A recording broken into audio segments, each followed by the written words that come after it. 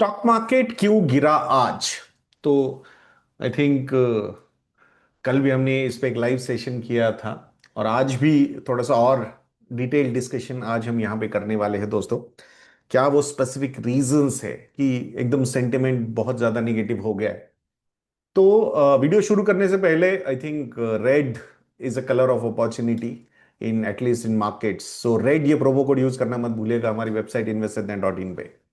काफी attractive discounts मिल सकते हैं। सो आइए अब बात करते हैं कि मार्केट क्यों गिरा या मार्केट क्यों गिर रहा है। तो आई थिंक इसके पीछे का सबसे बड़ा रीजन अगर कुछ है मतलब मार्केट गिरने का, वो है सेंटिमेंट निगेटिव होना। और सेंटिमेंट जो निगेटिव हुआ है वो हुआ है majorly because of the cautious approach from the government of India.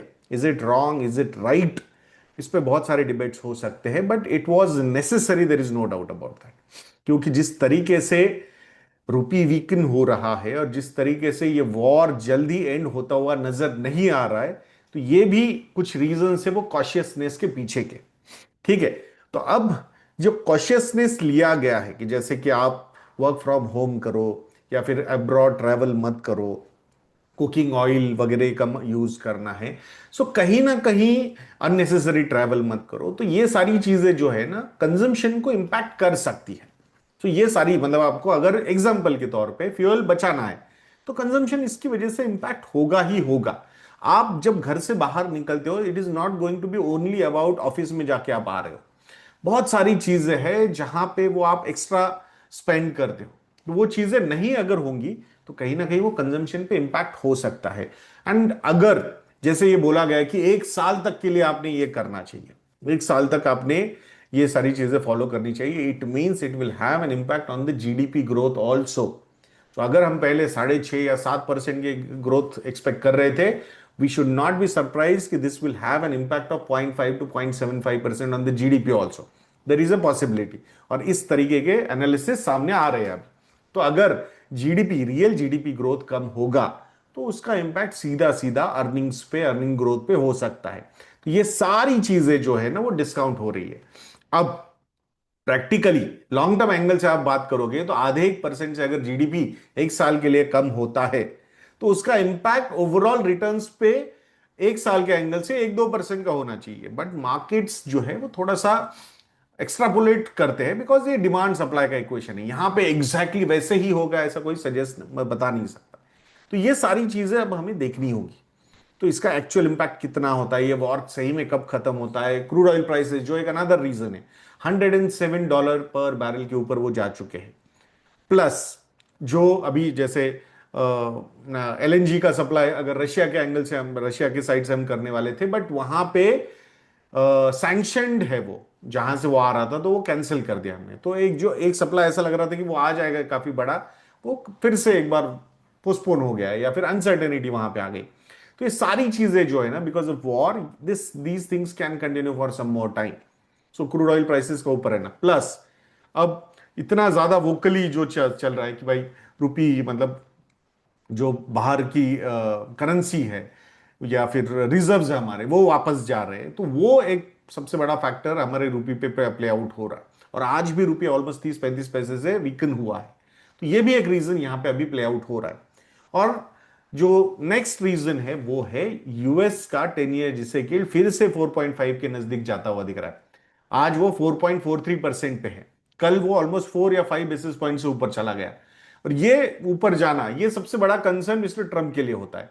Obviously वो उनके लिए इसलिए होता है बिकॉज इतनी ज्यादा डेट है वहां पे, जो डेट मैच्योर होने वाली है फिर से उसको रिन्यू करना पड़ेगा, तो उसका इंटरेस्ट इतना ऊपर का रहने वाला है। तो ये सारे फैक्टर्स जो है वो इमर्जिंग इक्विटीज के लिए निगेटिव प्ले आउट हो सकते हैं, स्पेसिफिकली हायर यील्ड्स होना।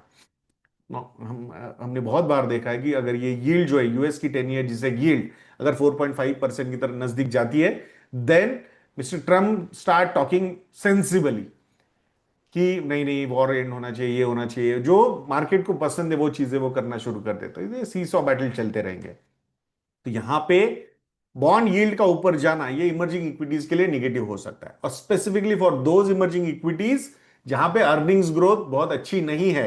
अगर हम ताइवान की बात करते हैं या हम साउथ कोरिया की बात अगर हम यहां पे करते हैं या चाइना की बात हम करते हैं, तो यहां बहुत सारा एआई रिलेटेड प्ले है। And that's why their earnings are growing. And earning growth अगर है तो वहां पे मार्केट ग्रोथ भी हमें नजर आती है। हमारा मेन कंसर्न है कि अर्निंग्स ग्रोथ नहीं है हमारे पास जैसे चाहिए वैसे, क्योंकि जीडीपी या नॉमिनल जीडीपी ही हमारा 9% पे था, 8-9% पे चल रहा था। तो अर्निंग्स ग्रोथ कहाँ से आएगी? और ऐसा लग रहा था कि अर्निंग्स ग्रोथ जब आने वाली थी क्वार्टर 4 में, तब 28 फरवरी से यूएस और ईरान का वॉर शुरू हो गया। तो बिकॉज ऑफ ऑयल डिसरप्शन वो हमारा फिर से जो एक अच्छा क्वार्टर हो सकता था वो थोड़ा सा म्यूटेड क्वार्टर रहा। दो मिड कैप्स ने काफी अच्छे अर्निंग्स ग्रोथ वहां पे दिखाई है। तो ये सारे फैक्टर्स अगर हम देखते हैं, तो एफआईआईज का कंटिन्यूअसली सेलिंग करना, रुपी का वीकन होना, प्लस ब्रेंट क्रूड ऑयल का प्राइसेस का ऊपर रहना, यूएस की 10 ईयर जिससे यील्ड का 4.5% के नजदीक जाना, ये सारे फैक्टर्स हमारे मार्केट के लिए करंटली निगेटिव नजर आ रहे हैं। और लॉट में, इमर्जिंग मार्केट्स के लॉट में, India is still not that attractive compare to other emerging markets. तो जो फ्लो है एफआईआईएस का वो उनकी तरफ ज्यादा है और हमारे यहां से आउटफ्लोज है। तो ये सारे factors currently negatively play out हो रहे हैं।